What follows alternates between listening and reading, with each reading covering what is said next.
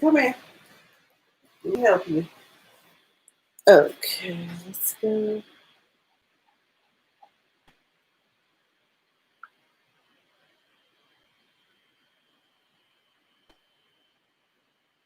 I hope I haven't been live this whole time.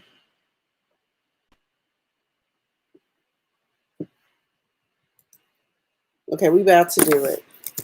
Time for 2 4 tea, please. Yes.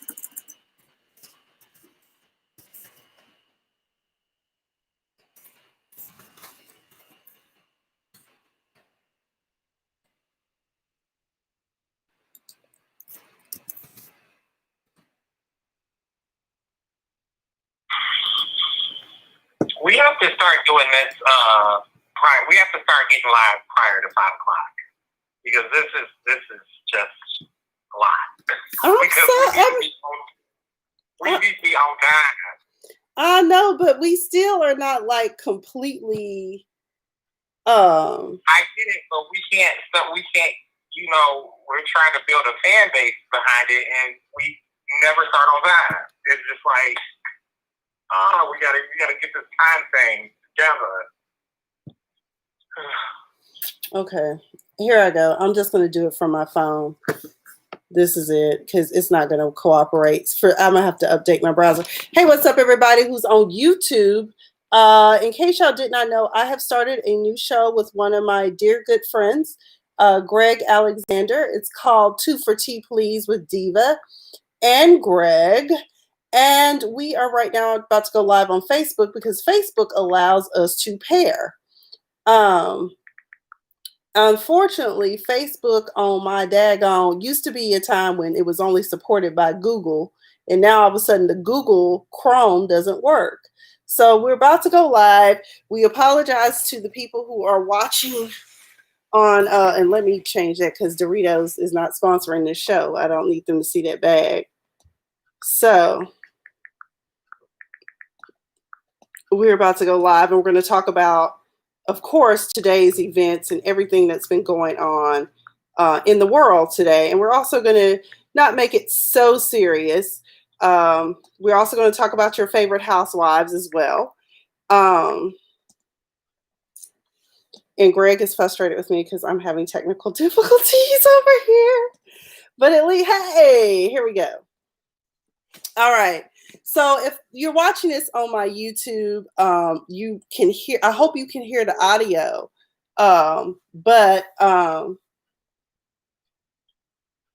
Greg, I'm hanging up. Hopefully you can hear the audio. So what we're doing is we're going to be discussing today's events, what's going on with the state of the world. George Floyd is the number one topic. We also want to talk about Amy Cooper and how some people think that white privilege will prevent them from, the consequences of being,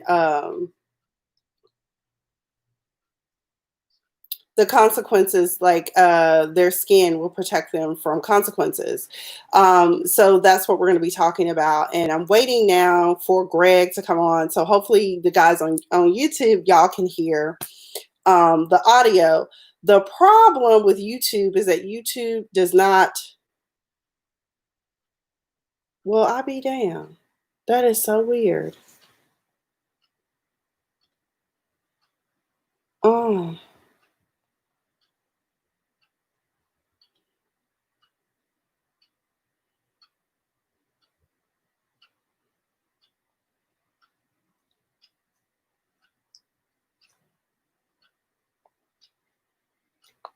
All right, here we go. Greg, are you here?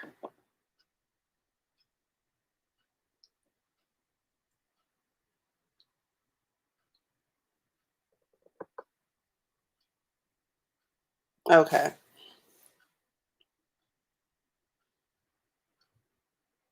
Here we go. Okay, here's my co-host. So anyway, I was just telling the people that we are here for 2 for Tea, Please with Greg and Diva. We have adult conversations. I should say that. So some of the stuff that you may hear, if you are sensitive and you are too saved to listen, this is not going to be the show for you. Okay. So I hope that you people on YouTube can hear Greg's audio. Can do a thumbs up. Let us know. You know, so I know what I can do to enhance the audio, and that's use my Beats by Dre headphones because the mic is amazing, and just put it up under my iPhone mic. So hopefully this works. So hey, what's up, folks? We are here with 2 for T, please. That's 2 for T, please. And today we got some stuff to talk about. We got a lot of shit. We got a lot of shit. All right. Crystal says she hears you. But Crystal, can you hear him on YouTube though? I don't know. But either way, well, I'm on YouTube. Get me. Okay. So we here. And Greg, I don't know about you, but this week for me, these past few days have been stressful and emotional. I cried the other night. My heart broke the other night because of all the craziness and madness that is going on in the world right now. And I just am shocked and appalled. Well, let me not say I'm shocked. But I am appalled by the insurrection that is going on into things that are supposed to be peaceful. And I don't know if you saw my most recent post on Facebook, but one of the things I want to remind people of today in all of this is that since the dawn of peaceful protesting, there is always going to be a disruptor in the camp. Jesus had Judas, okay? The civil rights movement had people that were in there spying on the photographer that took all the great civil rights pictures. Turns out he was a disruptor, an insurrector, okay? So what I want y'all to understand is that before you start throwing judgment out there about, oh my God, y'all out there tearing up stuff, baby, sometimes it be undercover cops, undercover CIA, FBI, or informants. They stick out there. That's what happened in Ferguson. That's what has happened all the time. So I do want to clarify that. Now, some of y'all do be on some nigga shit. Okay, some of y'all, that's black, white, I don't care what race you are. Some of y'all be on some nigga shit. Just ignorant as hell. But, and then Billie Jean is not on here. I wish she was on here, but she made a good point. She said, you know, it just dawned on me. Are some of these people out here for the cause, or they out here because they got bored at home and just want to go outside? I mean, like you gotta wonder. Listen, let me tell you. So yesterday, I'm laying in bed and I hear the first round of helicopters. Hold on, Crystal, you're only going to see me, but I want to make sure people can hear Greg. That's all I need to know, because you're only going to see me, but I want to make sure you hear Greg. I'm sorry. Go ahead.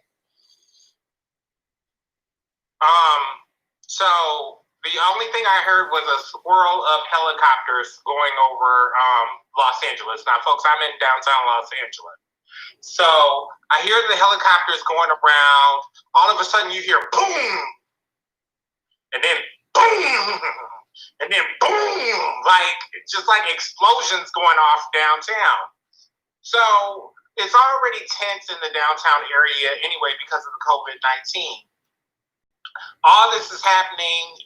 All you hear are these sirens going off, and I don't hear rioters. I hear explosions, and I hear helicopters and sirens.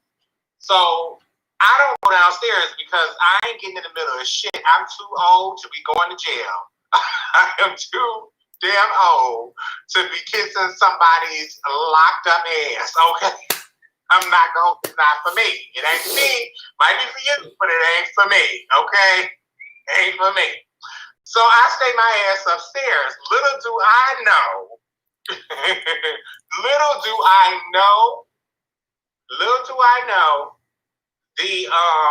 my neighborhood is falling apart, like completely falling apart. So this morning I go downstairs. I made a video. I posted a video on my Facebook, Gregory D. Alexander. Go to my Facebook and join and say hi and check out the video. But the downtown looks like fucking Greece. Like, I went to Greece in 2017.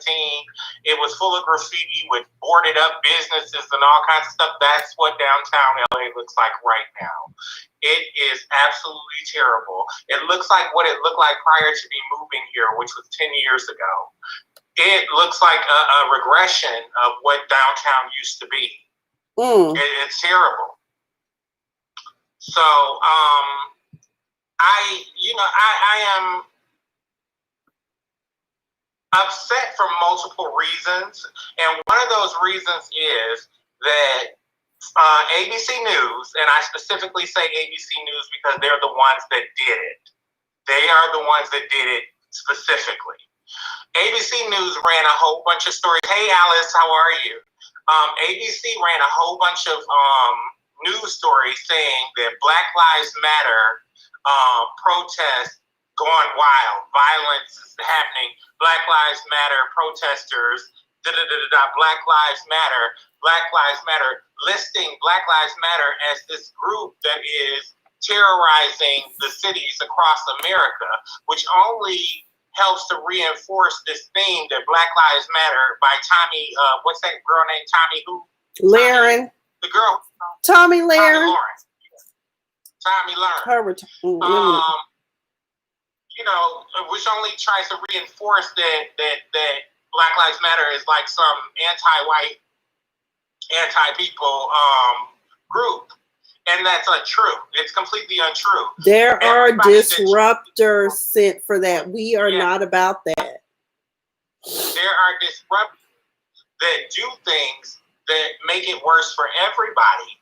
And let's not forget, white people, let's go back a little further in history when a white woman said that a black man had tried to rape her, and y'all came up into Tulsa, Oklahoma, and decided to kill 300 people and wound 800 other people. No, she said he whistled at her in the elevator, and that was enough to set it off. It was Emmett Till. That was enough to set it on off. So let's not pretend that people don't get upset. I mean, we got a death. You talking about a whistle, baby? You talking about a whistle, and someone died. This week in media has been horrible. It's been horrible. On top of this COVID-19 situation, we got the girl and the dog at the dog and dog park. If I hear another person talk about that motherfucking dog, I'm gonna strangle somebody. Well, that's what she was doing. She was strangling poor Henry. Listen. Y'all know I'm a pet parent. I'm a pet parent. And I don't mean like F animals, but I mean this like fuck that dog. What about that black man that she almost got killed? What about that black man that she almost got killed? Because keep in mind, if there had not have been any cameras and she'd have ran around saying, hey, he assaulted me, and then, he walks up or whatever, the police walk up, that man is going to jail. That man's face, that man's getting this knee in his neck in that damn, We already know Central Park ain't the nicest place for black people. Have you not seen Central Park Fives? Apparently some people have not. But I will say this, I was very, very happy. Shout out to Franklin Templeton for protecting their bottom line by taking out the trash. Okay. Amy Cooper is a trash ass white woman who thought that her skin was going to keep her in. Bitch, you found out the hard way that not only fucking with a black man will fuck your life up. Now Peter looking for your ass too. You got two problems. You ain't got no job. You ain't got no dog. You ain't got shit, but I hope since you were the head of insurance, investments, whatever the fuck it was you were head. Y'all have to excuse my language. That pissed me off because, let me tell you something. I've been in corporate America since I was 17 years old.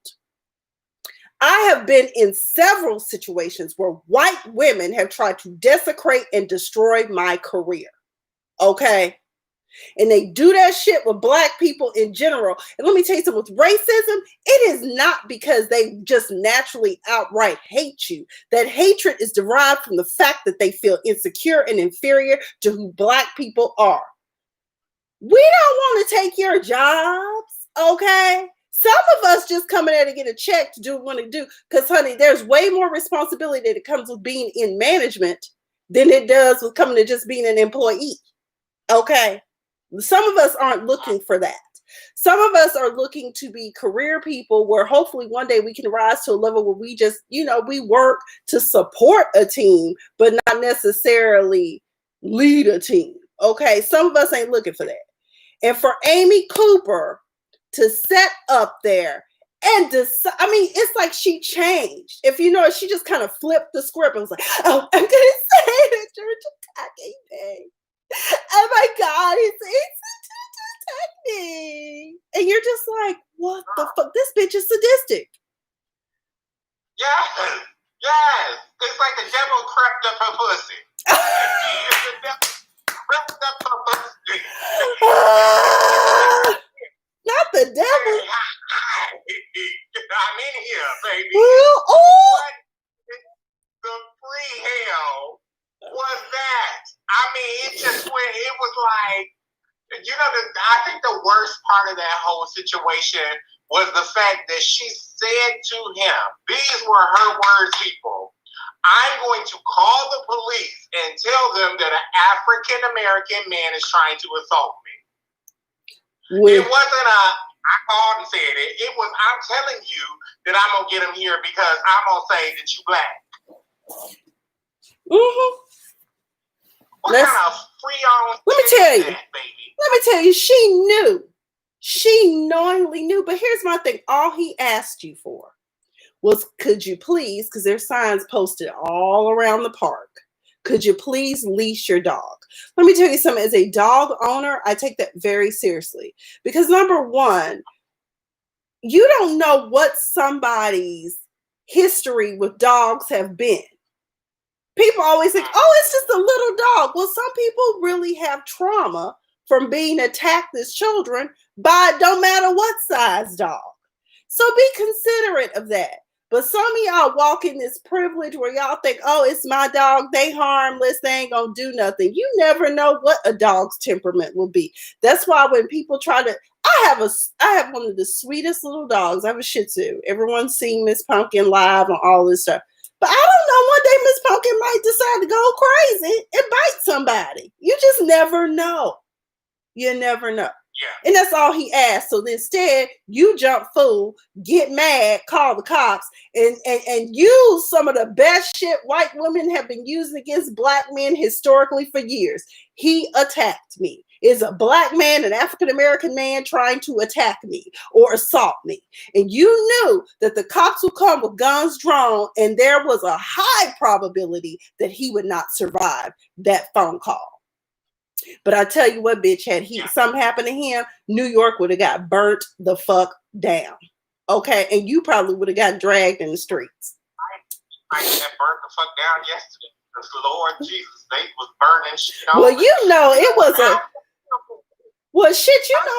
it's been cops. Like, it was an undercover cop from St. Paul that started the vandalization and disruption in Minneapolis. Okay. He was the one back in the Target spray painting shit and setting shit on fire. And that's when it just went crazy, or whatever the hell he was doing. I don't know if he set it on fire, but he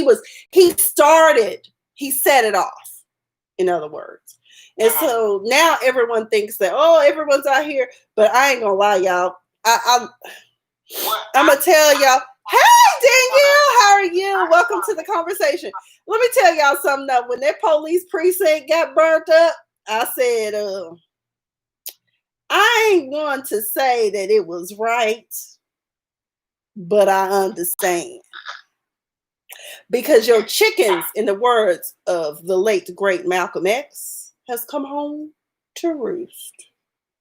This is the same police department. I want y'all to remember, Minneapolis Police Department is the same police department that murdered Philando Castile, the friendly lunchroom worker who was murdered by following the instructions of the Minneapolis police. And there's a new video that has surfaced with the George Floyd matter.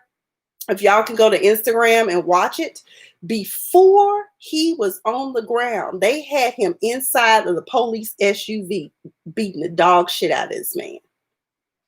And that's probably where some of the injuries he sustained came. It just wasn't from the kneeling of the knee. And that is why I'm saying now that I appreciate the DA, even though we had to raise hell to get it. I appreciate the DA has filed charges. But we need you to go further and get his co-conspirators in there too. They need to be charged as accessories. Okay. Felony murder is real. You do it with even, because like people get charged. Like let's say me, you, and a couple of other people go and rob a bank, but one of our people get killed. There are places where we can get charged for his murder too. And he was one of the bad people. That's felony murder. So I'm really George Floyd made me cry. That made me cry. I cried like a baby. I was so upset. I'm one of those type of people that I need to get all the proof before I make my opinion. I need to see all the stuff before I make my opinion. Okay. Just in the way that the man was sitting on Floyd, Mr. Floyd, with his hands in his pockets, looking around with your knee in this man's neck with his face in the ground. And then to see the other side of the camera, to see the other footage that I've seen where you got two other people sitting on this person, you sitting on his neck. Why all three of y'all sitting on this damn man? Like all three? Like what? I mean, how strong do they think black people are? Like, I have to ask questions. Like, do you think we got like ape strength? We got a gorilla strength? We're gonna, turn into the damn Hulk or some shit? Did it take three fucking people sitting on somebody to subdue them when they're already subdued? What were you expecting? Let us not forget Alton Sterling in Louisiana. They were sitting on him and shot him dead. The same week that Philando Castile was murdered by cops, Alton Sterling was murdered by cops. And he was restrained already on the ground. What could he do? And you shot him dead. See, this police brutality. But one thing I can say I am grateful for is that there are now municipalities waking up and they are charging them. But I need a conviction. I need for prosecutors to go hard. These people are no longer officers of the law. These motherfuckers are criminals. Okay. They have committed a crime. That this was murder. The mayor of Minneapolis said that this was murder. Yep. And people are upset. People are upset. We tired of this shit. Y'all got mad when we were kneeling, okay, during a damn song that is anti-black to begin with, but it's the American theme song, because that third stanza talks about supporting slavery. We don't ever sing that far, but it is, okay? Francis Scott Keys was not down for black folk, okay? And, it was peaceful. It was peaceful, but y'all didn't like that. Like today I had to tell my friend, on her post, I said, I'm so sick and tired of people always saying that was disrespectful to the military. Listen, I am former military, baby. I don't feel the least bit disrespected if you want to take a knee, because this is supposed to be America, the land of the brave and the free, baby. And that's what we provided, a blanket of protection for you, okay? You are free to do what you want to do. That's a cop-out for people who are afraid the status quo will change. And that's the bottom line. No. Thing is, that was a cop-out for the racist people of America who didn't want to see a black man stand up for what he believed in. That's what that was. Let's just call a spade a spade. It's for the racist people of America to have some sort of cop-out, because what the entire fuck does taking a knee have to do with the damn military? Can you do a direct correlation? I would like you know what I would honestly like? I would like a Republican white person to explain to me their rationale behind 10 things that us Democrats and rational thinkers think are utterly ridiculous. I honestly would. 10 things, your rationale behind them. Your rationale why you're so angry, why you hate Obama. Donald Trump accused Obama of causing a crease in the carpet that made him trip. What kind of shit is that? And then this hookup, excuse me, she ain't no hookup, I don't know the woman. This woman gets on TV who obviously was a hand at or given head at Malago. No, I'm sorry, let me stop being mean. This woman gets on TV and Obama left this flimsy how-to program for how to do the pandemic, but we have a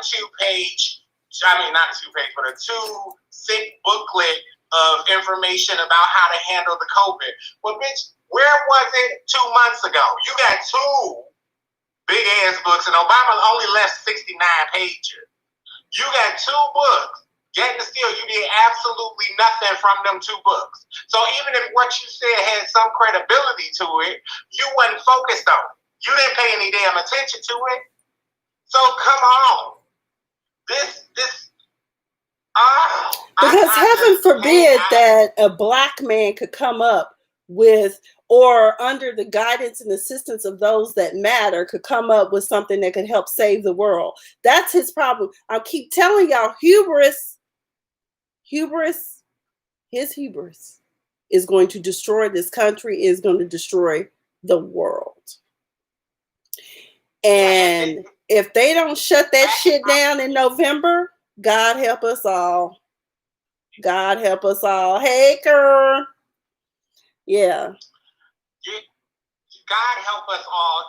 We cannot afford this election to sit back and allow what happened in 2016, to happen again. Because I swear to you, this man is absolutely fucking crazy. He is crazy. He's crazy with a K, bitch. Wait a minute, did you hear? Did you hear what he said? I just thought about something. Sorry, before I forget. Did you see that tweet? And Twitter censored it too. Because he got mad about that. Now he done wrote some bill up so he can censor all of our social media shit. But he got mad because he said, well, when they start, he called us thugs, first of all. He said, those thugs out there, when they start looting, that's when we start shooting. And I'm just like, so you going to be out here shooting people? You know? Yes. Now he is the biggest disruptor and instigator. He really is. He said, well, his words were, if they come out there onto the White House lawn, we have special services and FBI that will take care of them using tactical weapons and things of that nature and so on and so forth. Now, listen, let me tell you this. I'm going to say this, and I mean this in all respect for everybody who was out there and for all the positive people who went out there to try to make change, right? Don't leave it down. Now, we can pretend like everybody was out there for the same cause and the same purpose, but the truth of the matter, they were not. There were people out there just to loot. There were people out there just to be stupid and ignorant and stuff like that. There are people who have no idea what they were out there for specifically. They just saw people run outside and do something. It's a lot of fucking people out there like that. It's a lot of people out there like that. But for those people who are out there protesting, you endangered those people who might go out there and do something good to try to affect change the right way. You endangered those people, and you invited your crazy ass Appalachian cousins to come down there and be a part of this round them up situation that you tried to cause. This man is a hazard to the health and the well-being of us as Americans. And that's white, black, and otherwise. And if these people cannot see this at this point in time, he's starting trouble with China. I don't know what the hell. Please leave China alone. Please leave them alone. I don't know. I like my made in China merchandise. Look, I like my made in China merchandise. It be cheap, okay? He is upset with these Chinese people, and I don't get it. Like, why you so mad with these Chinese people? Chinese people ain't did nothing different from what they've been doing. And what they've been allowed to do. Come on, exactly. So my situation is this. You are messing with somebody who is sneaky enough to take us all out, because where did this damn corona come from? So the corona coming from China, right? They say that it was based here in California. They saying that the first case was from China to California. Mm-hmm. That's what they're saying. The Chinese people got the corona, right? We're going to say that. We don't know it for sure, but we're going to say the Chinese people got the corona going on.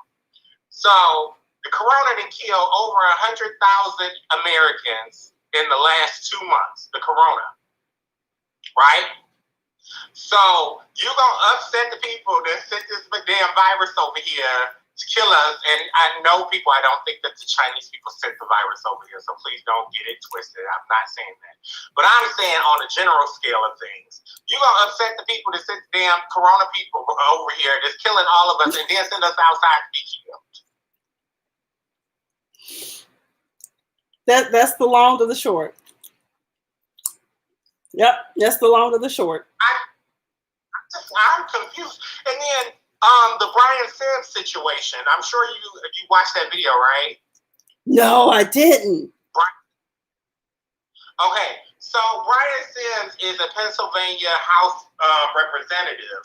So the day before yesterday, I'm sitting online as I, do my little bit of research. I don't do a whole lot of research. We don't do a lot of research. Baby, I don't do a whole lot of research.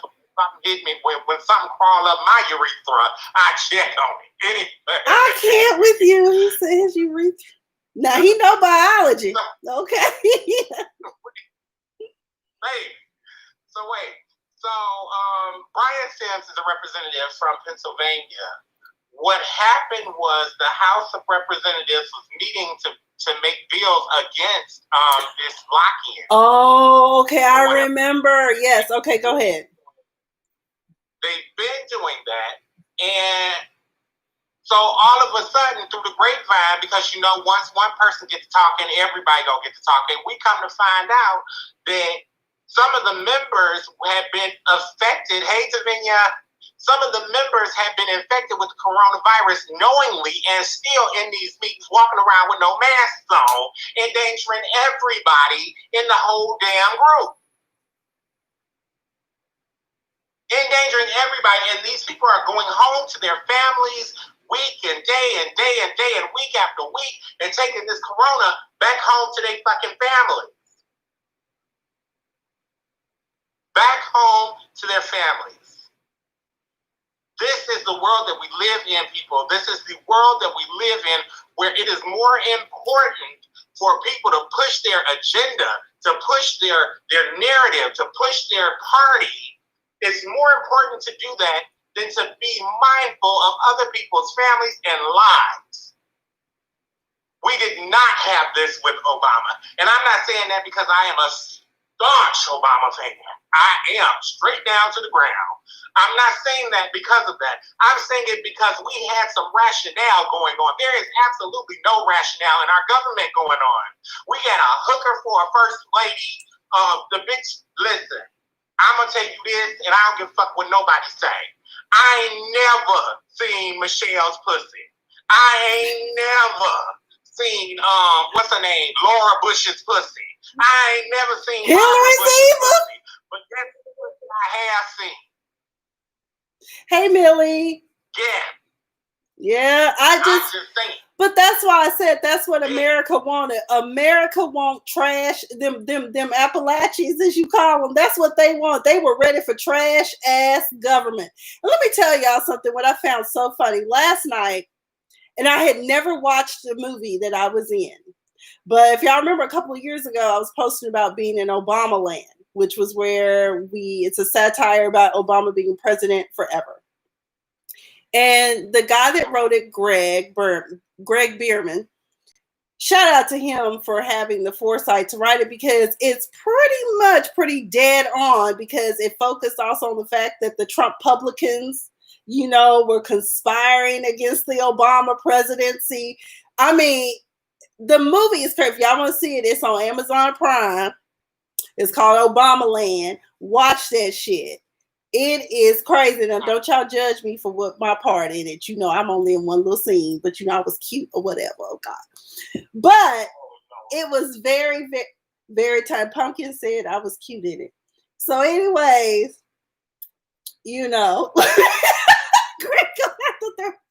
but either way, all I'm saying is this, y'all. January is coming. Here in Georgia, we have elections coming up. I believe it is June 9th. Man, Keisha Lance Bottom ain't playing with y'all out there in Atlanta. The shit that y'all did, the ungodly stuff y'all did, especially y'all tearing up the city. And like she said, the West Side, T.I. and Killer Mike own most of that. They've been helping in rebuilding that community. And so the thing is this, though, is that you also need to, if you want to be the change you see in the world, I need for you to go down there to the ballot or mail in your ballot wherever you are and vote in your local elections. Because people always look at big picture federal government, but it's also your local government. And I will say this in every video, because I will say it until y'all get it. Because people don't get it. Y'all think the federal government is supposed to come save us. You need to look at your local people too. Because the DA, y'all elected him, Minneapolis. Y'all elected him. I don't give a voting for the block captain. You need to get out there and fucking vote. Rocket. You need to get out. Hell, if you're voting for the best flavor, people will vote for the best chicken sandwich in America before they look and find out who is their police chief.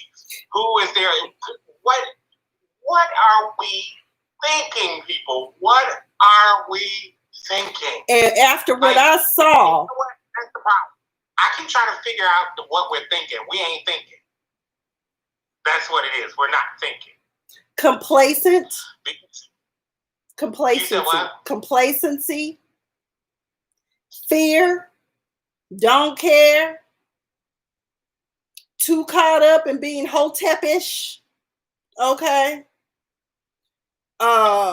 Reading wrong things, not checking not fact checking. Okay, don't judge me. The hotep people are those people with the little fringe on the bottom of their shirt, right? Huh? Who are the people? When I say hoteps or hotepish, those are the people that I always make a joke about when I say they so woke until they need to go back to sleep and try it again. These are hotepish people are the ones I'm talking about who are saying that 5G caused COVID-19. I was just like, this is not steeped in logic. This makes no sense. And I need for y'all to shut the hell up. And then you get other people who, hotepish people is just like the Living Color dude who didn't know the right words to say. See, in my molecular, spectacular, wave. Those are the hotepish people. Somebody in the comments, please clarify to me who the men are with the fringe on the bottom of their shirt. So who are they? Aren't those the tribes?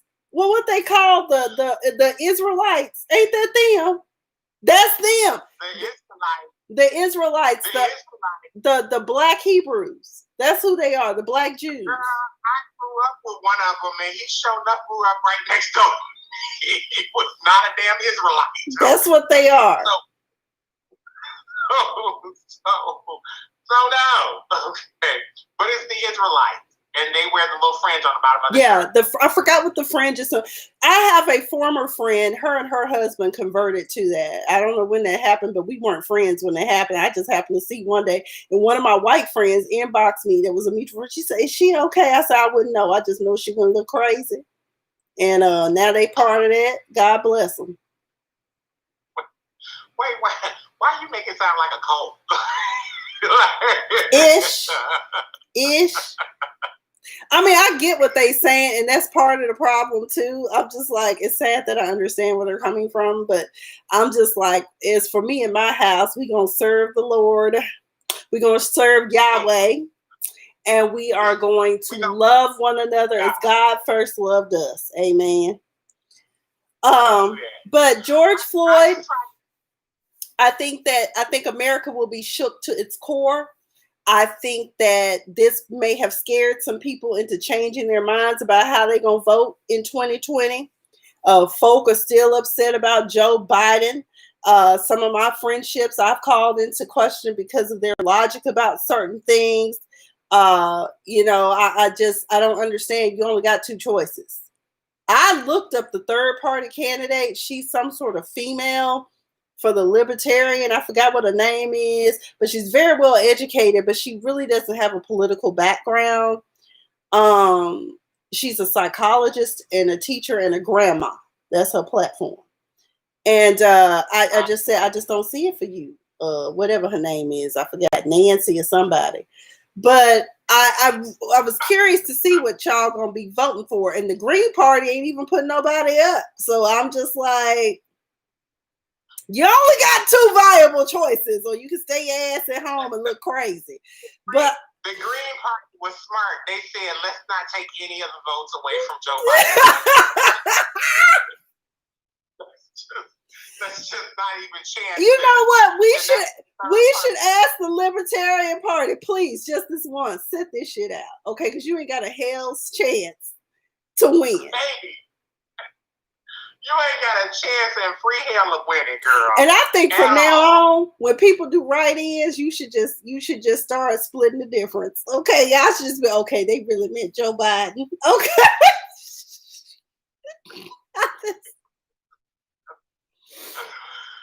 Listen. So anyway, so this week has brought America to its knees. And it's just the end of May. I'm scared for June. Yeah. I'm scared. I am so curious to find out how white Americans feel at this moment.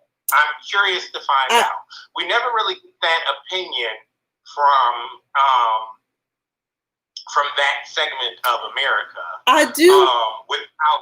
Without the irrational speech. To me, I feel that I've met a couple. Listen, first I want to say that not all white people are bad, and not all black people are terrible, and not all Asians are terrible, and not all Mexicans are racist, and all this stuff. Not all of anybody is anything. Okay, that's what makes this world so beautiful. We're not all the same. We're not monolithic, in other words. Yeah, but the truth of the matter is that Black people have been accepting of the multitude of races that have thrown racism at us.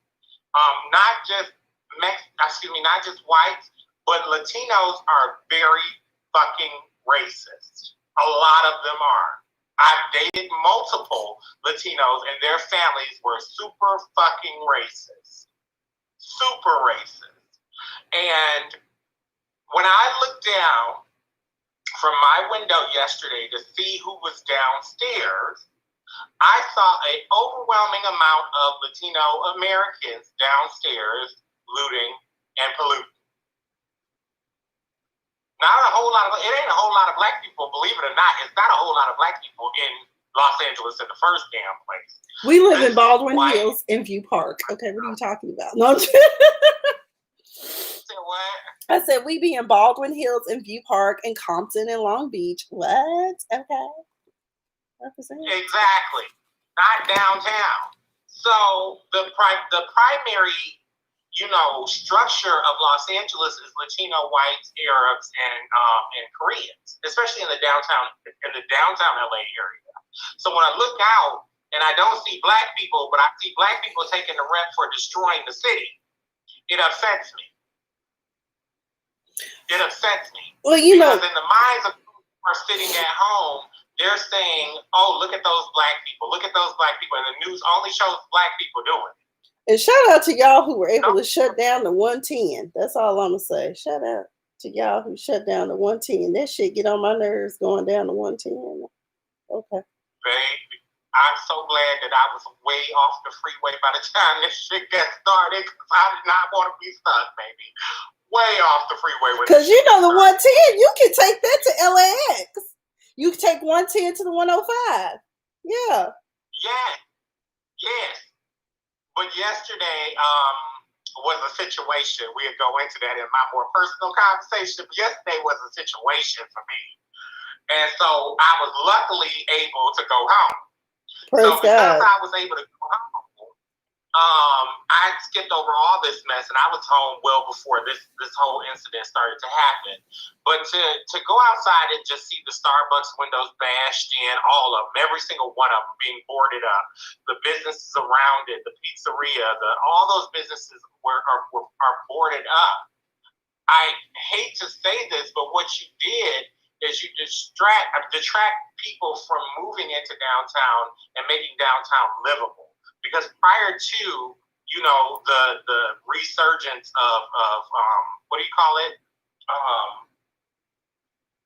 Gentrification. This was drug homelessville.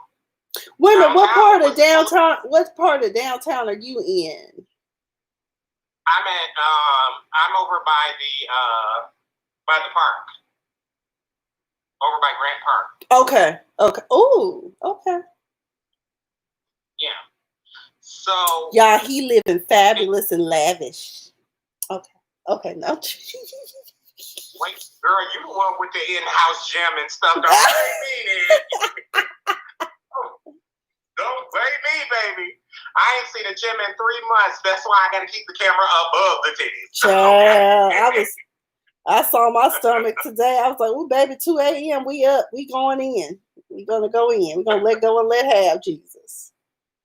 Right. So anyway, on the lighter news. So Molly's vacation with Andrew. Okay, for those of you who don't know, we're getting ready to start talking about TV. If you are purveyors of the fine show Insecure on HBO, please feel free to drop those comments and let's talk about race relations and Molly and interracial dating. Here we go. Okay. Take it away, Greg. First of all, can I just say I love the fact that Andrew is a freak. I was like, yes, baby. But I baby. I said, you can't be fine, Asian, and a freak. I was like, hey, Andrew. Hey, Andrew, how you doing? You don't have to have angry Molly. You can have sweet Babadook Afia, okay? Baby. I said, you better have all the sex toys, baby. Have me all hot in the underoos, baby. And then Molly, wait a minute. And it made Molly feel very small because she was like, well, I just bought sexy underwear. Yeah. This man's gonna put some shit up on you. Stop playing, man. He said, I thought that's what you meant. On Insecure, Molly and Andrew, her Asian bae, decided to go to Mexico on vacation with Andrew's brother and his girlfriend. Molly, sister-in-law, actually. They're married. Sister-in-law.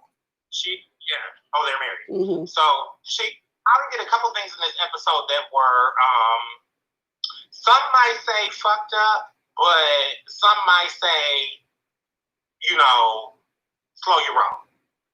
So when she told her assistant, I don't pay you to make me look bad, no part of me was upset with her about that.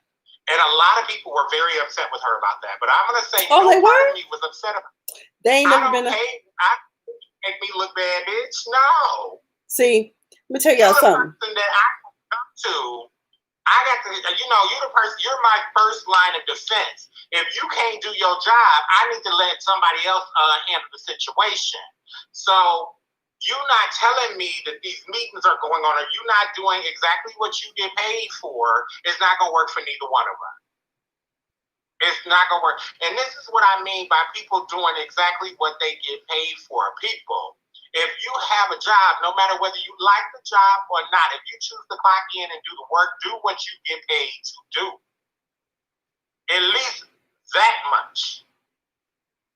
I didn't realize that was a problem, but I guess because as an attorney especially, we can't afford to miss deadlines and misfile stuff because that could cost the client. So that's why sometimes people tell my lawyers are assholes.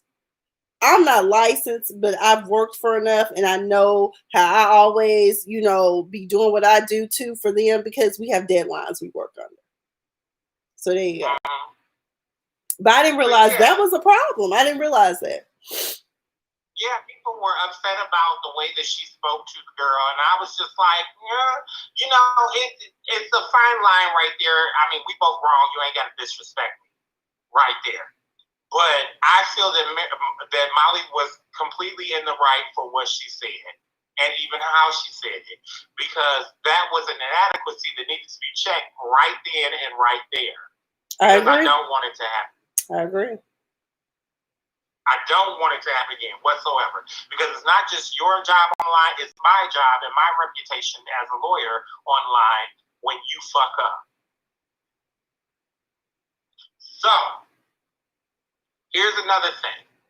Molly having Andrew eat her booty. This is why I love this show. You can frown up all you want to, but baby, when a man eating them groceries, the smile that comes across your face. I'll pass. Yes, baby.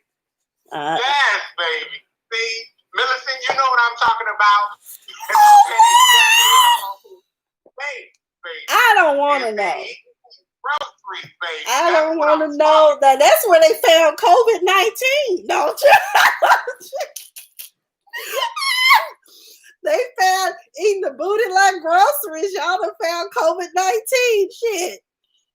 Listen here, you can call it what you want to call it, but I'm gonna tell you this. Y'all folks, y'all know this is grown folks conversation, so what you hear is what you hear. You don't know until it's happened to you how good it can be when somebody that booty out, baby, just down to the ground. I don't want to know. If you please don't let me know. You will have your legs shaking, your body and your mind and spirit is just separating, trying to find each other again. My person is doing what they need to be doing. I'm just telling you. So if you've not experienced it, he locked. So anyways, we were talking about eating the booty like groceries on Insecure. I hope we can get Greg back in here because it looks like he's having internet connection issues. Greg, can we get, anyway. Hopefully he can disconnect, refresh, and come back in. He probably can hear me, but I can't. He's not moving on this screen. Oh yeah, he had to drop off. So I'm going to continue the conversation going because one of the things in television and TV and radio and all that shit we don't want to see is, I said TV and television, Lord Jesus. We don't want to see dead air. But another issue that came up, and it's always going to come up when it comes to race relations and you're dating interracially. Me personally, I think I may have done it once in my lifetime. And it's interesting because when you have an Asian, you have an Asian couple and a Black and Asian couple involved, it kind of makes you wonder how's this going to work out. Well, Molly went in most hotels. when you stay at most of these resorts and stuff, most of the time they're going to give you a little wristband to wear. But I guess at this resort, they opted for some sort of card key or something, or hotel room key. I was like, that's dumb. And so Molly got very upset with the lady because she saw a white couple get towels with no problem, and then she had to be carded. And the brother walks up during this episode, and that's, he gets it for her because he had a card. And she just snatched the towel from the girl and just went off. Now, I like how he played devil's advocate, but that really pissed Molly the fuck off, though. She was like, he told me, well, what if it really wasn't racism? And I was listen. I'm gonna quote Quentin again this week. And Quentin said, his grandmother said, if you feel it was racist, it probably would. Now, I'm going to tell you this. I just said this, and I said this prior to this conversation specifically because we're going to have this conversation. Y'all can pretend all you want to, but a lot of Latinos are super fucking racist. A lot of them are. A whole lot of them, especially here in Los Angeles. A lot of them are. I know from experience. So I'm not telling you that, coming out of nowhere, coming from left field with shit. It is, especially the older ones don't like black people. And that's fine. So you're in Mexico. I already assume that you ain't got no money. You black. What you doing here in the first place? This is an upscale place. You come up to me. You ask me for a towel. I had these white people here, but I automatically assume white people have and are. White people have and are. So I'm going to ask you, because I don't think you belong here in the first place. And so with that being said, I would have been pissed too. I would have asked, did you ask them? In fact, I would have turned to them and asked their asses, were they asked for a key card? I certainly would have. Millie said I kept rewinding to see if they had a key card. I don't remember because I didn't go back and look at it, but I was just like, well, were they already in the process of the transaction when she walked up? That was my thing, because I was like, huh. But here's the thing, I think she could have, here's my issue with it. I think she could, and I will say this, I was disappointed when old girl was like, I can ask my manager. Bitch, what? I'm not Karen, I didn't ask for the manager. Fuck wrong with you? But it just goes to show you that we as various races of people with pigmentation, it's kind of hard to have conversations about something when it also becomes a cultural divide too. It is. It's like when I went on a cruise in 2016. I think it was 2016. I went on a cruise, and we went to the Dominican Republic. Now, whenever I go to different countries and stuff, I like to get souvenirs and stuff, and to bring them back. Mm-hmm. We go to the Republic. We go to the Harley Davidson store. I was the first person to walk in the door. The first person. Nobody helped me. 6, 7 white people behind me. The woman runs up to the first white person, walks in the door, and starts to help that person. I'm sitting around trying to buy something, and nobody's helping me whatsoever. And so when you're around other black people, we have a language within ourselves that we can speak without saying a word. And we don't even have to know each other. We don't even have to know each other. I walked up to the black ladies that were standing over by the little gift cards, and I said, did they ask you, did you need any help? And she said, no, we was wondering the same motherfucking thing. Why did they run around helping all these white folks, but they ain't helping us? That's why I could have told you I asked you at the DR anyway, because they don't like Haitians and racist as hell down there. Like when. Yeah, it's just like, y'all black too. Like, most of y'all is black than a motherfucker. Blacker than me. You know what? Who said that? Paul Mooney said the boat just dropped you off sooner. Your ancestors off sooner. That's the only difference. Sooner. Like, I don't even understand. Oh God. Like, the racism in the world today against the Black man and woman is just terrible. It's like, it's so unfounded. It's so crazy. And you want to hold us to this standard of behavior that you and your culture don't even hold yourself to. You don't even hold yourself to the damn standard. Because if a Black woman had done what Amy Cooper did, she would have been hysterical. She's a hysterical Black woman in the forest screaming and yelling. Amy Cooper doing the same thing, but to the untrained eye or the uncameraed Black man, she was protecting herself and having a nervous breakdown because she was being assaulted. But a Black woman doing that, she's acting crazy. She's acting irrational. Well, sweetie, let me tell you, most of the times you are fucking irrational. Completely. Most of the time. Well, what it is also. I'm sorry, people. I'm annoyed. I'm super annoyed. Well, with the whole Amy Cooper thing, people were mad to me. Well, what is it they need to investigate? Let me tell you something. For those of you who are not aware, when HR launches an investigation, be it 1 day, 2 weeks, however long it takes them to figure out your ass got to go, they still have to have a paper trail. Because what can happen is Amy can come back and sue Franklin Templeton for wrongful termination. As an attorney or as someone who has studied the law, I don't know what her recourse would be. I've really racked my brain trying to figure out what her recourse would be if she was going to try to sue them for wrongful termination. But that's why they have to do an investigation. Because otherwise she come back and sue Franklin Templeton like, we already got investors getting ready to jump ship. And I shout out to everyone who helped crash Franklin Templeton's website, by the way. Shout out to all of y'all. That's part of the reason why she had to go, because she was disrupting business.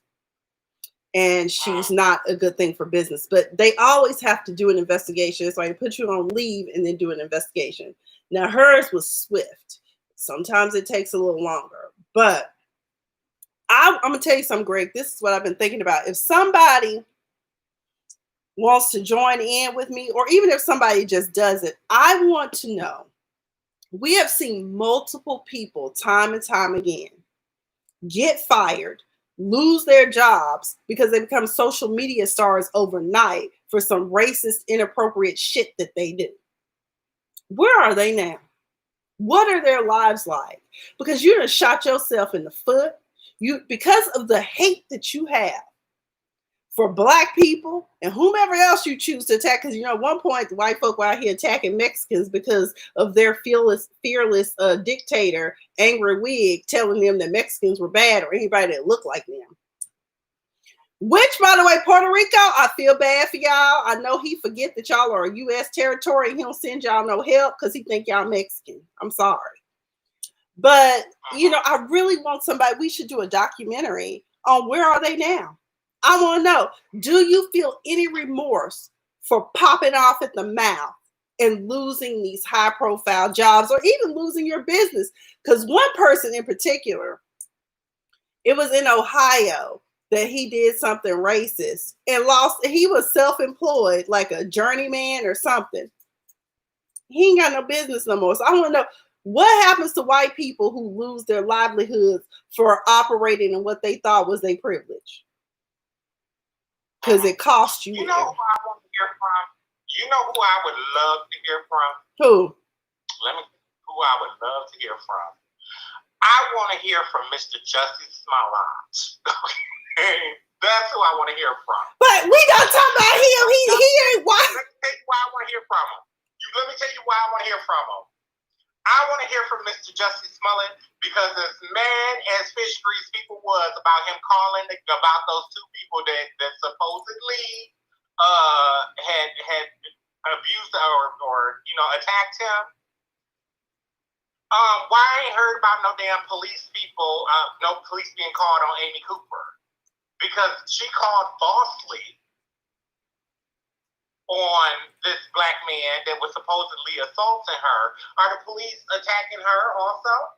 Well, you know what? There was a cop who, and I think it was a New York police officer, did a Instagram video about how they sick and tired of getting these calls, and these people need to be arrested.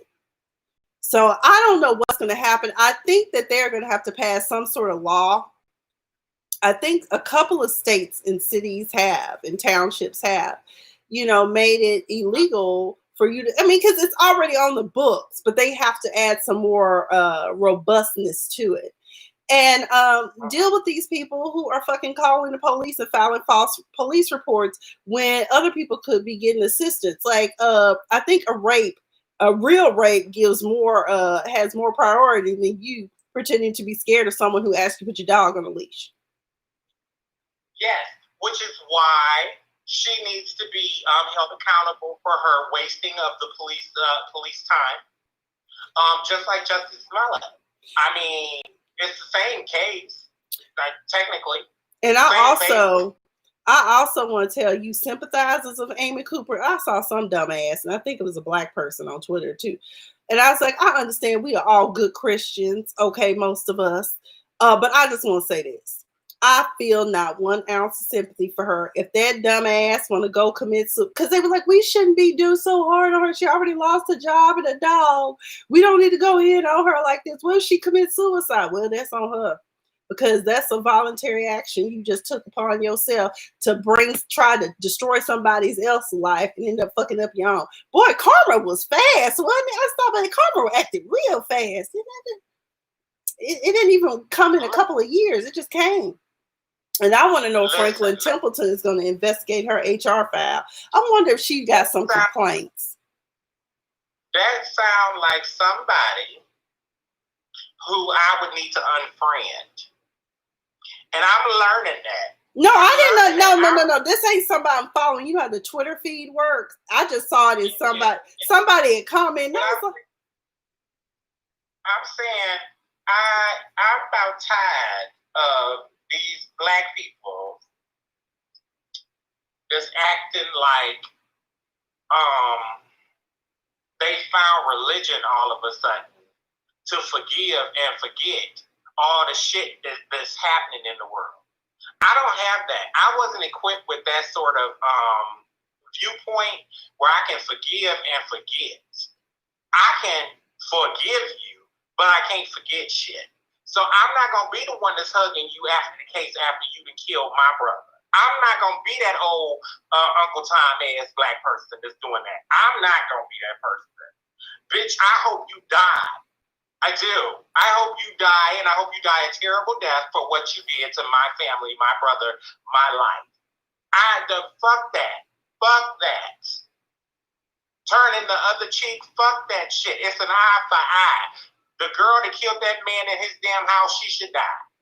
I don't care what nobody say. She killed somebody. You took a life. It wasn't mistakenly. I don't give a fuck what you say. Both them John. Yeah. Yeah, but she in prison for that shit now, crying and shit. I was like, and that's when I was like, bitch, what you crying for? You pulled the trigger. You were bold enough to pull the trigger. So it was all good just a week ago. Take your charge. Okay, take the charge. You were charged up enough to shoot his ass. Take a charge. What in God's name? And see, that's some old slavery shit to me. And I'm just about to go real on this shit. That's some old slavery shit to me.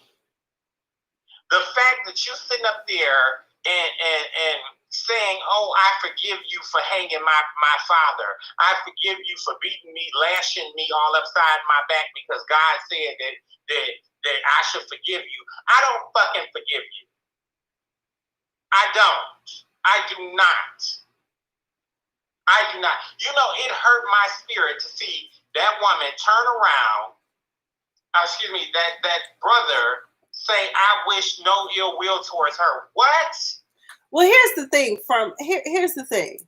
Some of us, it's not just a Christian thing. It's also just a health thing. I can't hold on to that type of bitterness because it will manifest itself into something else. And I can't. I just have to let you go. And this is where I leave your bitch ass. Right there in the midst of your shit. And I'm going to walk away from you. I don't understand why people don't know how to compartmentalize. Some people don't. Some people don't. Some people don't have that capacity. I ain't mad at you. If I was mad at you yesterday, I ain't mad at nobody else but you. And I don't have to continue to harp on the fact that I'm mad at you. I don't have to continue to think about the fact that I'm mad at you. When I see you, I say, fuck that bitch. And I keep it fucking moving. Like, it's not that serious for me. And I feel like what it is we are selling a narrative that you have to be okie dokie with whatever's going on. Well, just because you want to be Christian. Did you see? No. Did you watch and this is, I'm not talking about him specifically. I don't want to cover that subject matter because I definitely want us to get to Real Housewives. But did you see the Surviving R. Kelly? I think it was part of the first release.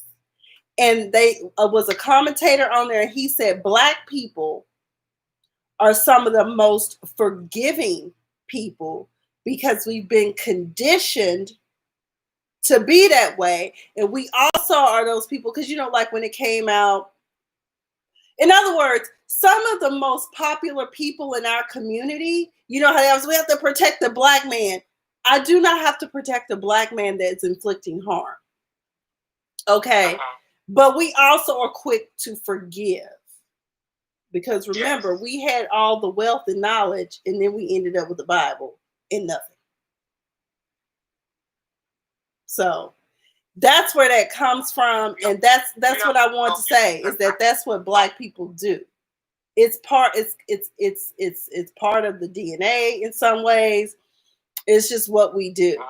Now, me personally, it's not for me. I have to forgive you for myself, because if I hold on to that, it's just like even in Buddhism, it teaches you that holding on to stuff like that is poison to you. It may take some time, because like if you kill my brother, as a matter of fact, I probably will come try to find and kill you too. Either one of my brothers, I will try to come for your ass. Okay. But I have to forgive you at some point, because I can't hold on to that type of bitterness. But I hold on to the bitterness, but it doesn't rule my life. I don't allow the bitterness to rule my life, because I ain't bitter with everybody. I'm bitter with you. So, with all that being said, speaking of, let me ask you a question. I want to ask this question to everybody out there that's listening and watching. You in the club, right? Oh, Lord. You dancing with this man, and he's sweaty and nasty, and you are disgusted by him. You openly say you are disgusted by this man. Do you go home with this man at the end of the night? Hell no. Hell no. Okay. So I'm watching this Feinstein thing on Netflix. Oh, so now we're talking about Jeffrey Epstein of Palm Beach. Epstein, I'm sorry. Okay. West Palm Beach. Watching the Jeffrey Epstein thing. Millicent, thank you. The girl says that Prince Andrew was dancing all up on her. He was sweaty. She was so disgusted. And then she ended up with him at his house, and he tried to rape her, basically. Now, I'm sorry, and we talked about this last week. We're going to talk about it again. I am so tired of people pretending like they don't know what the fuck is going on. Like, I'm tired of it. I'm so tired of it. Stop pretending like you don't know what the fuck is going on, and then pissing in my face and telling me it's rain. Stop doing it. You started off by saying that he was dancing and sweaty and I was disgusted, but I went home with him later that night. What the fuck did you think was going to happen? I'm sorry. If I go home with a man after the club, if I go to his house with him after the club, we fucking. It just is what it is. I mean, what, we going to talk a little more? We don't need to talk a little more. No, we're gonna set up and play checkers and watch Waiting to Exhale. Girl. We're gonna play Connect 4 and see where that leads. That's what we gonna do. Let's see where That's what we gonna do. We're gonna play Connect 4. Bitch, stop lying. And then this other girl says that he asked me to massage his feet, so I started massaging him. Then he turned over and he exposed himself to me. He exposed himself to you. You was massaging his feet. And I told him I was uncomfortable with what was going on. And he said, well, if you're uncomfortable, then if you recruit other girls to come in, then I'll give you $200. So I recruited other girls. What? This sounds like a Lifetime movie to me, Adam. What?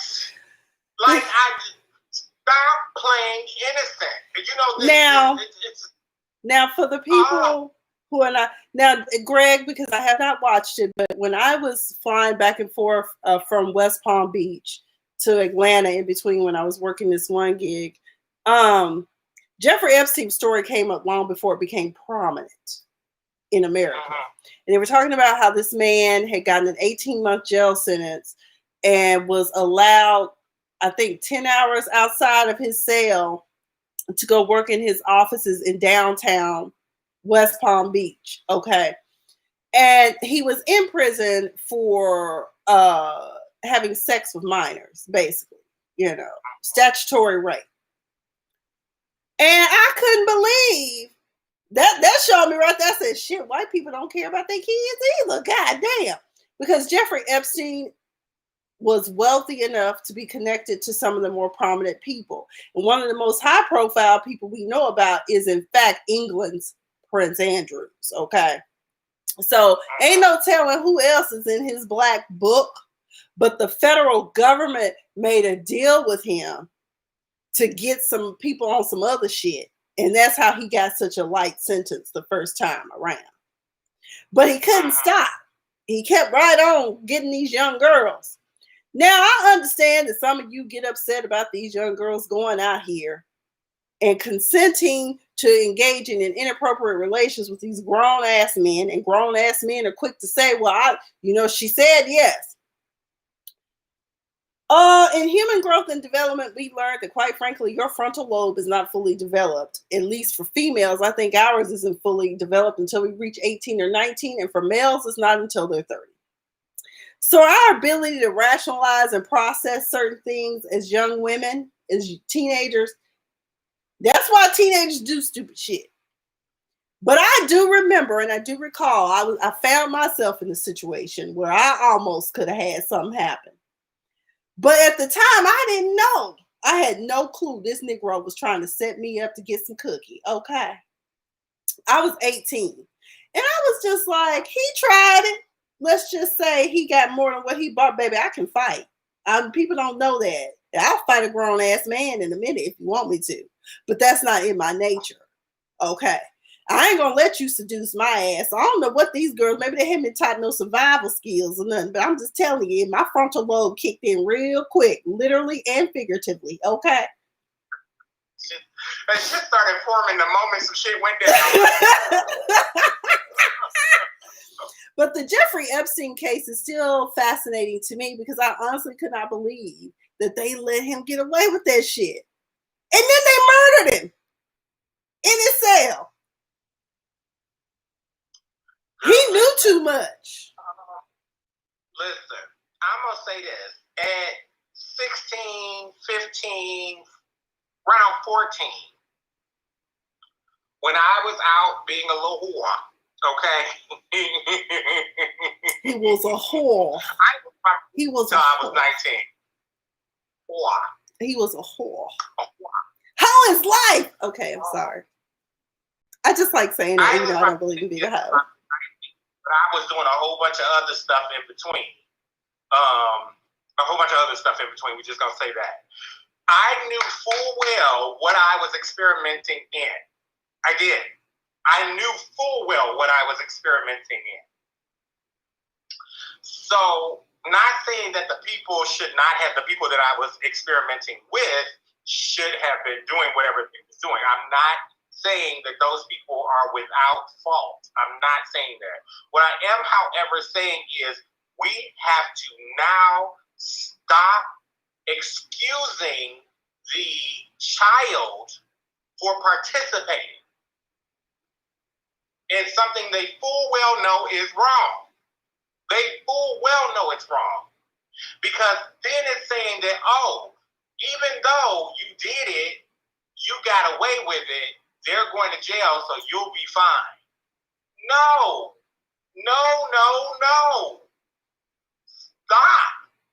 Stop saying that. Because that's why their kids are out there drinking at 16 and 17, going to parties, smoking weed, taking meth and shit like that at their friend's house because the parents went out on vacation and shit like that. They got kid parties going on. That's what's going on in that community. Oh, you know what I just thought about? Now that you said that, I see it. Have you watched HBO's Euphoria? Yeah. I was so shocked. I said, damn, is this what kids are doing today? And some of my friends who have teenagers, they said, yeah, Mom. Yeah, Dad. That's what we really do. Or that's what some of our friends do. Yeah. I was shocked. Because I was like, oh my God. Like the one that got me the most is old girl who's a camera girl.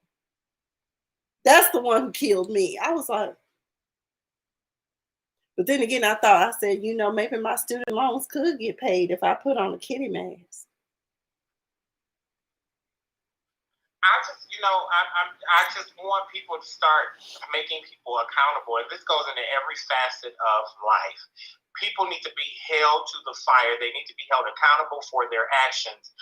These people, these children are not unaware of what's going on. And we can't keep saying that they're unaware because they're young. Now, I will say that, but the problem, well, not the problem, but the thing about the law is designed for the more mature party to be the one to be more responsible.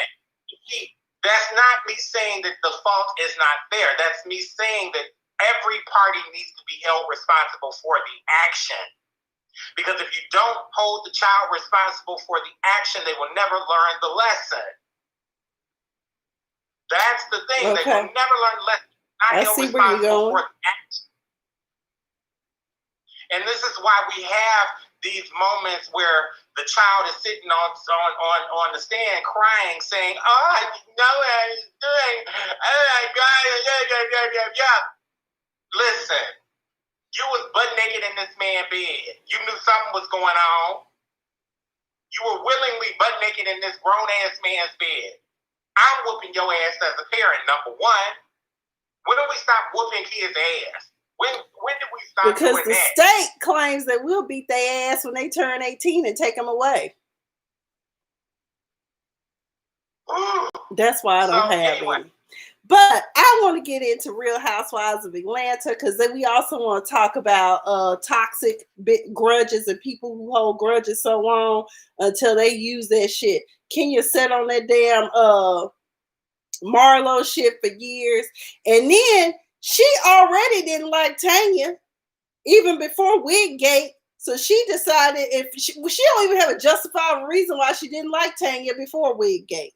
Okay. That's what I tell people.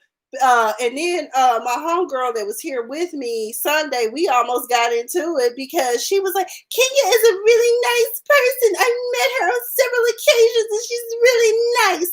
And I was like, I've met people that have met Kenya too, who have been in rooms with her and had to interact with her for long periods of time. And they say she's difficult and crazy and she's not part of reality. Okay. So, I mean, maybe she was on her medication the days you met her, but I just don't like Kenya. I think she is an awful person. And I also think that Cynthia has disappointed me to the point to where I honestly do believe that Cynthia is truly just stuck on stupid, or she was beaten grossly with the stupid stick as a child, because there is no way in hell you can tell me you don't recognize and realize that Kenya is not your friend. She is your frenemy. She is not doing fun shade. She is doing hateful shade. The bitch is crazy. Okay. She be in her own little world. Yes, Millie. Yes. Cynthia, you got to go. And Eva, wait a minute, let me say this before. Eva, I love you and admire you. But girl, the last 30 minutes of the reunion, all them little side comments coming out the side of your neck, we didn't need all that. I was irritated with you. At one point, I was like, just cut her mic off. What the fuck is she saying? And gutter snipe Kenya, if I have to hear her say one more time, bitch, don't ever fix your mouth to say somebody ain't classy. Because the words that come out of your mouth, you quick to go to the gutter. As soon as Nene disappeared, what did she say? Tell her, who calls a woman, first of all, but you called her, see you next Tuesday. But she said, tell her stay her punk ass over there. Punk ass. I have never really heard women refer to other women as a punk ass. That's when I knew Kenya just straight gutter. She just plays crazy. She plays sane enough to lead people to believe that she's rational. But that's not rational speak, okay? It's just not. And I just really, really wish. Basically, I'm surprised that Kenya is not best friends with Angry Wig and Omarosa. Them should be her best friends. That's all I'm saying. Because they are the most irrational people I've ever met or known of. Okay, so I am going to say this. I'm so exhausted with Kenya Moore that I don't know that if Nene's not coming back and Phaedra doesn't come back next season, that I'd be interested in watching Real Housewives. That's where I'm at on that. Kenya Moore has exhausted me all season. I am sick of her lying. I'm sick of her manipulating. I'm sick of her I'm better than you attitude. I know her cousin and her aunt, and they are not like that. They are not like that whatsoever. I do not know Kenya Moore, but do know her cousin and her aunt, and they are not like that. And is this Aunt Lori with the short hair? The Aunt Lori? Yeah. Mm-hmm. Aunt Lori got sick of her shit too. Aunt Lori stopped dealing with her because, notice after Kenya ambushed at her mom's house, Aunt Lori ain't been back on the show since. Instead, she had to bring in that other aunt that she grew up with that was close to her age growing up. Yeah. And I don't know if you saw the blogs, but Kenya has posted a picture of her and Mark Daly and the baby together talking about they trying to work on baby number 2.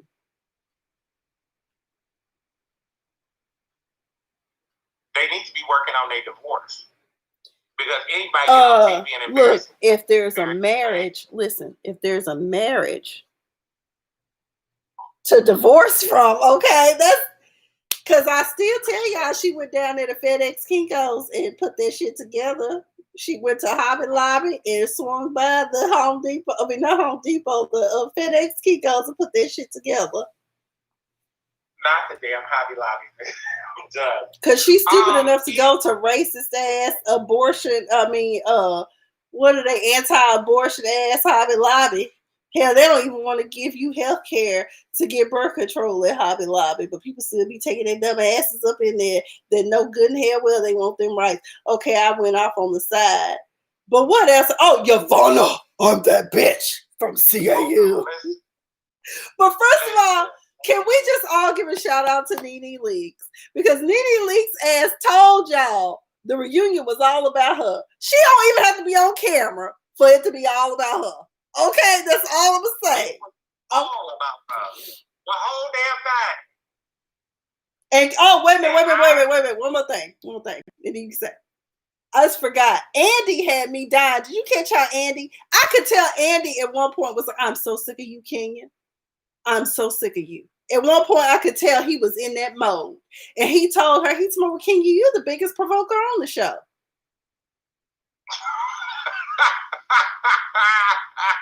He did. Listen, let me tell you. Eva.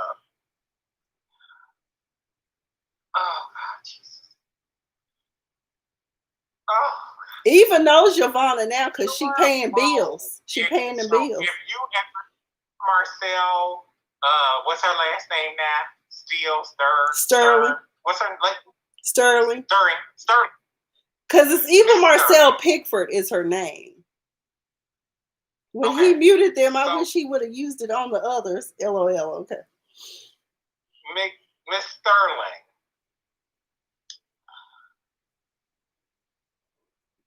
You are a beautiful young lady. And she is very beautiful. Shady ass spirit. I don't understand why you live in such a shady ass spirit. Number one, you wasn't even involved in the Nene Yavana situation. You wasn't even involved. You ain't even had a damn storyline enough to be involved in the Nene and Yavana situation. Why would you even jump on that mode and get your husband involved in that sort of situation? That's number one. Because they need to pay their house note. That's number one. Number two, your side comments were just out of line. They were unneeded. Your whole character after the second episode, after the middle of the second episode, we could have did without. They could have put fucking Marlo down there in that corner, and I'd have enjoyed it a lot more than listening to your ass do all this side commenting and this drinking like you was some fucking queen. You are not a queen, bitch. You live in a neighborhood, not a gated neighborhood. You live in a neighborhood. Now, it's some beautiful homes in Atlanta. But she live over there in Dunwoody. I figured that out real fast. Not a fence around your damn house. No, but the community is gated though. You can't get in there. Slow your roll. Slow your roll. Cynthia. Her Go to California with your man. Go to California and be with your man. Come to California. With your damn man. And you can be Garcelle Bovis's friend of the show on Real Housewives of Beverly Hills. Exactly. Because your role is dried up. I'm so tired. And wait a minute.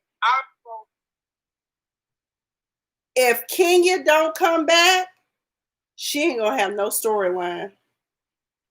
I thought about that today. If Kenya don't come back, she ain't gonna have no storyline. None at all. So you dried up, and not in a bad way. I love me some Cynthia. I do. Please know that I love me some Cynthia. But your storyline is dried up at this point. I'm done.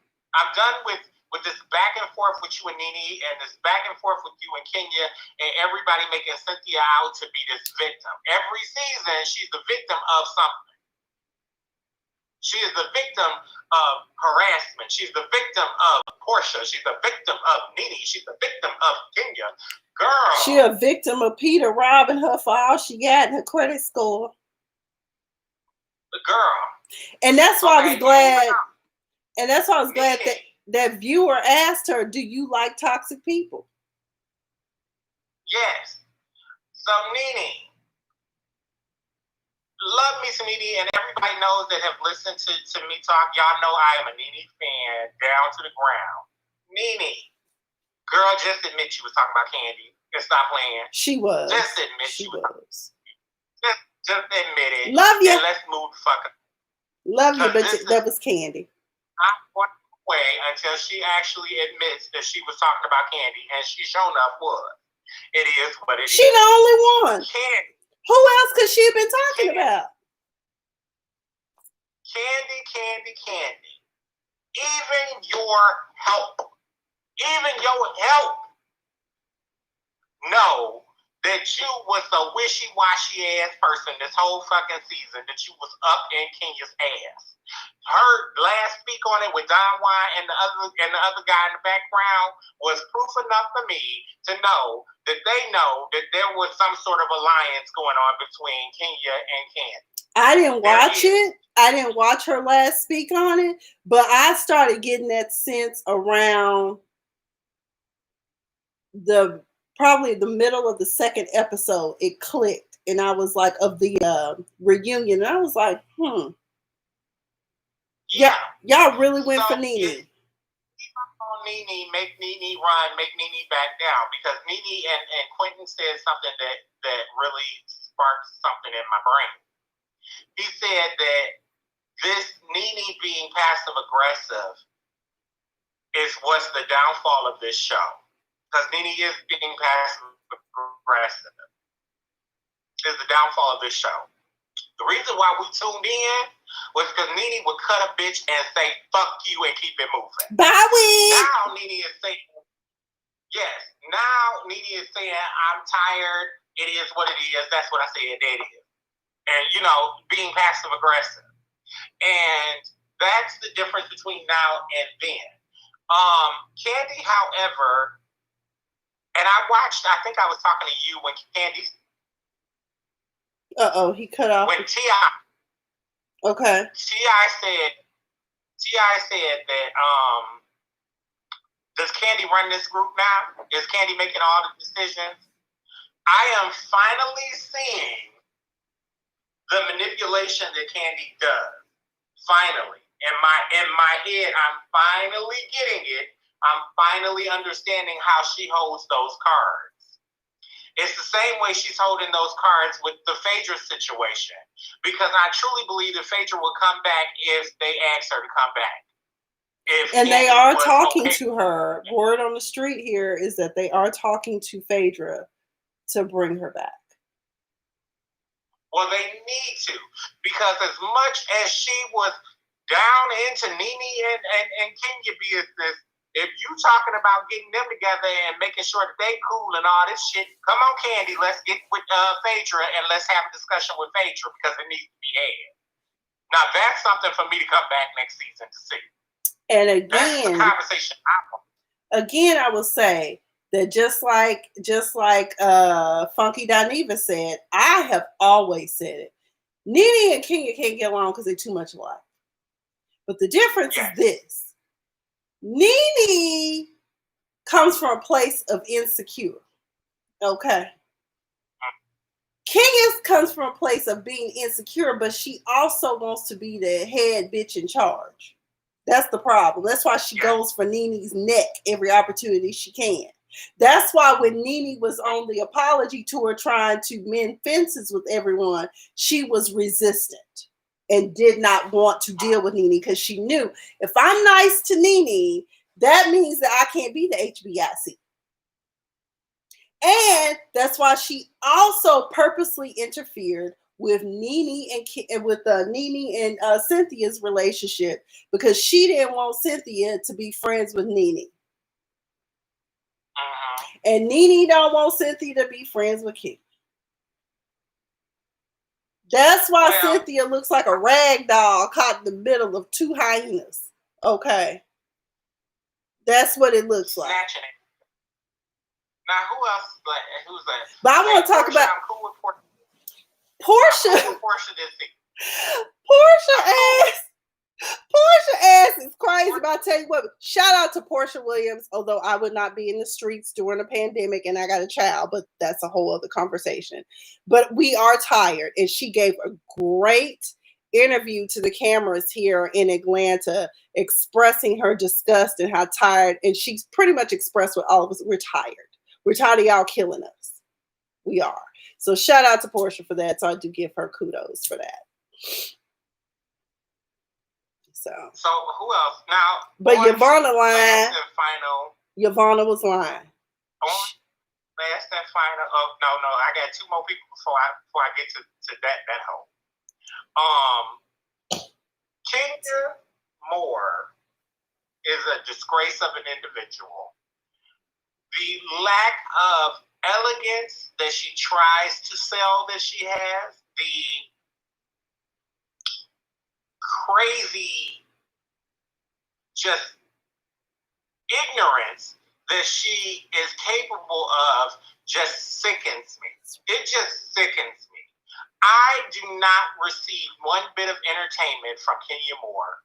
Watching her on television, as much as people say it's good television, I do not get one bit of enjoyment out of Kenya Moore. It's toxic. Now, I do believe that drama sells, and we only watch it because we want to see drama. But there's a difference between drama and there's another kind of drama that's just unnecessary. And the things that she does is unnecessary. We've had season after season after season without the shit that she does. And it was good season. Mm-hmm. When she wasn't there last season, we were just fine without her. When she pulled, Kim Field seat from the table. Oh, and I know she was mad when she saw that montage of Kim Fields during that reunion and found out she was on Insecure. Just unnecessary. She is unnecessary. Her role on the show to me is unnecessary. She is not good television. She's a bad example of a beautiful black woman. She's a terrible Don't be on Twitter talking about her dumb ass, her stands. But Kenya is beautiful. And when she won Miss USA, she was pretty. I said, not them teeth she had. I don't give a fuck what y'all say. I saw Kenya's teeth before she got them veneers or whatever the hell it is she got. The booty, the titties, and the veneers. And that booty job, Kenya was dead ass wrong for getting that. Kenya had a nice butt before she had that baby. And then after she got that baby, she went and got something. It looked like the plate that she tried. That's the irony of it all. Remember when she showed up at that thing and tried to pretend like she was fat? Her butt, her ass cheeks look just like that. If y'all watch her in Greece in that white bikini, it looked like at any moment that stuff. It looked like a damn styrofoam plate up in there, just shifting.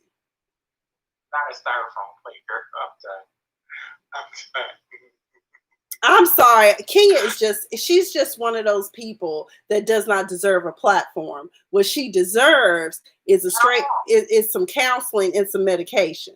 Because she tried to say Nene was bipolar. I said, I ain't never heard tell nobody say Nene was bipolar.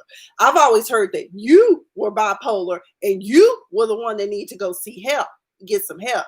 I don't think Nene does not display any of the behavior of a bipolar individual. You do. And borderline personality disorder, too. You also suffer from that, too. She ain't borderline. The bitch has a personality disorder. Ain't no borderline about it. Okay, we can call her Sybil. I want a pizza. I'm sorry, that was I know. I think I'm going to go to this spot that my friend Mookie G was telling me to go to called Slim and Husky Pizza here. It's a black-owned pizza place here on Howell Mill Parkway. I think I'm going to go there tomorrow to get me something to eat. Because I support black-owned. A good old Pizza Hut and call it a day. But last but not least, Yvonne. I'm that bitch. And I mean this from the last part of my spirit of belief. Even if what Yvonne said was true, the way she delivered the information sounded like a lie. It sounded like she was lying from the pits of hell. She may have been telling all the truth in the world, but your delivery sounded like a damn lie. The whole thing sounded like a lie. It sounded like a lie. It sounded so much like a lie that nobody other than Eva, who was trying to save face because her husband was representing a fucking liar. And that liars helping pay her mortgage. Yes. Even Candy could not fully give Nene the credit. And that pissed me off. It really pissed me off. I saw in her face that Candy didn't believe a word Yvonne was saying. But rather than saying, I don't believe you, she had to stick with Kenya. She had to stick with Kenya and not be on the side of Nene.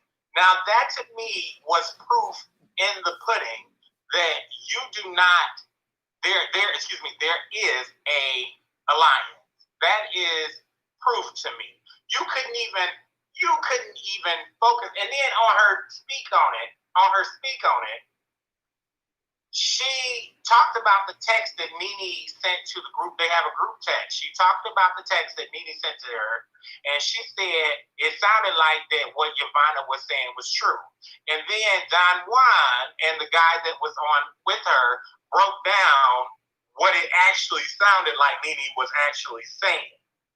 And then she said, oh, well, you could look at it that way. Bitch, why you can't just say that she might be right? Wait a minute. Let me get my candy. I just don't think that Nene, I just don't like her. I just Dad, it's just you, listen, people. y'all get into this Housewives reunion if you've not seen it, and catch up on Insecure.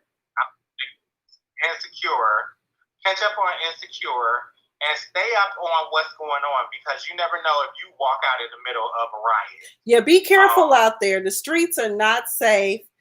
This country is a powder keg, basically. It's already, there's been a few little fires everywhere, as we can. I like that title now. Little fires everywhere, but this is not over. Have you seen that show? Oh God, I love that show. Have you seen the show? I loved it up until the last episode. The last episode, I didn't like the way it ended, but I think that was because they left a door open to create, they're not going to follow the source material. They're going to just create a season 2, possibly. But real quick, I know we've been out here for a long time, but for those of you who do watch, I'm going to speak on it briefly. Married to Medicine, LA. Tell me, how is it possible that you come from cultures where flavorful food is possible and your ass don't put seasoning on your food? You don't eat seasoning. Jasmine from Married to Medicine LA. Jasmine, who is supposedly married to Medicine, whose husband is an alleged psychologist, but yet we ain't never seen his ass on camera, told us the other week that she don't even put seasoning on her food because she's scared that some paprika gonna make her gain weight. Okay, baby, it's salt. Just don't put a lot of salt on your food, baby. But you need to put some saffron. Millie says she get on my nerves. She really do. And then Shanique and her both need to get some business. Lord knows they do. I love how they done brought Leah on here as a friend of the show. Leah be getting them heifers together left and right. And I thought I was going to like Shanique until I found out how messy Shanique is. And Dr. Drummond, Dr. Robert, you a strong man to put up with that bullshit right there. Because he told her at the Halloween thing, he was like, I told you when they go low, we go high. Instead, you went low. Okay? And Kendra don't get involved with these heifers. Girl, you just got on the show. Shanique and Jasmine are messy. Pinky in the brain, because Leah told Jasmine, go on with the other half of your brain. And y'all need to leave Dr. Imani alone, because Shanique was like, I don't understand how you can be married to somebody and y'all live in separate houses. Sometimes marriages or relationships don't work the way you think they should. If you and your husband living together works for you, that's great. But her and her husband trying to build an empire. Okay, remember y'all said Studio City ain't shit, but bitch, Studio City just as expensive as what's Hermosa Beach? Shit, I don't know what the hell y'all talking about. Okay, that's her business. Okay, so y'all need to get some business. Dr. Britton, your own business. Yeah, Dr. Britton, get them kids out the bed and give your husband a good love down, because honey, your man look good, and I'm telling you, the vamps are out here. Not me, because I don't covet my neighbor's husband. But what I'm saying is, girl, while he out on these business trips, he could be getting some from somebody else. So you need to go ahead and tell them kids, look, I'm the mama, he the daddy, get your ass up. That's why we got your own beds. We went down here to Pottery Barn and got y'all some nice ass kitty furniture. Get your ass in bed and let me fuck my husband. Okay, that's what y'all need to be doing. Okay, because if you ain't giving it up, he gonna be down the street somewhere else getting it. Okay, he gonna be in the Mile High Club getting one of them airline attendants shit in the bathroom. So I'm just saying. Listen, if you've not watched Little Fires Everywhere, it's based on a book. It stars Kerry Washington and Reese Witherspoon. This show had me going through emotions I didn't know that I had. I was completely and utterly dumbfounded, moved out of my own space into different thoughts of how I thought about how people interact with each other. And as a writer, it really changed a lot of the ways that I was writing personally. It was such a great show. If you've not checked it out, go to Hulu and watch Little Fires Everywhere. Now, I don't watch whatchamacallit. I don't watch Married to Medicine. That's not my show. I don't watch Married to Medicine. But I do watch Little Fires Everywhere, and I need you guys to go on and support that and go on and check it out because you will not be disappointed. Just in the way that it talks about white guilt with the Reese Witherspoon character and how some of her guilt was unfounded and some of it had some grounds. Because what Kerry Washington does in there is fucked up. Her character made me want to drag her in the streets. Yes. In them faces. It is fucked up. That salamander face she make. I hate that face so much when she does that.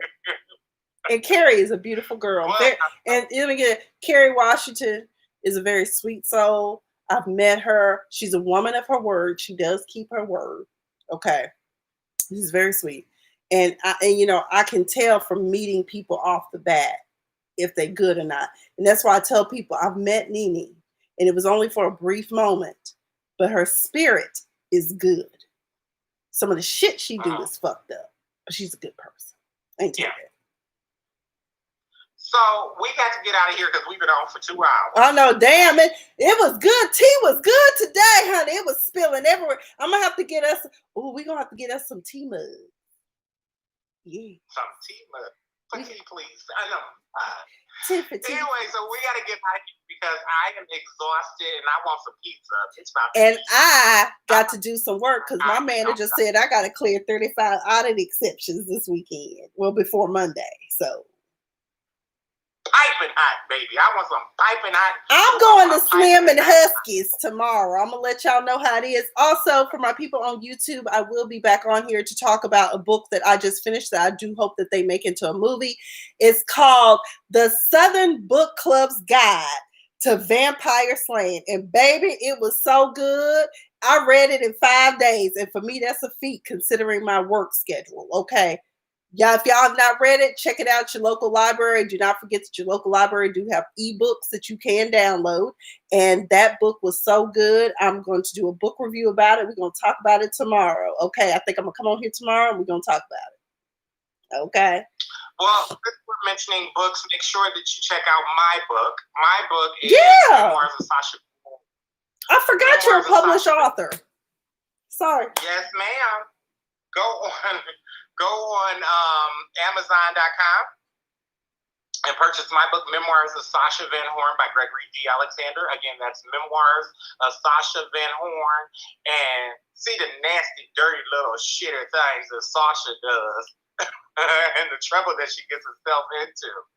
It's a really good book. It's been out for a couple of years. Great reviews. Everybody that reads it loves it. So make sure you check it out. Again, it's Memoirs of Sasha Van Horn by Gregory D. Alexander. It's out there.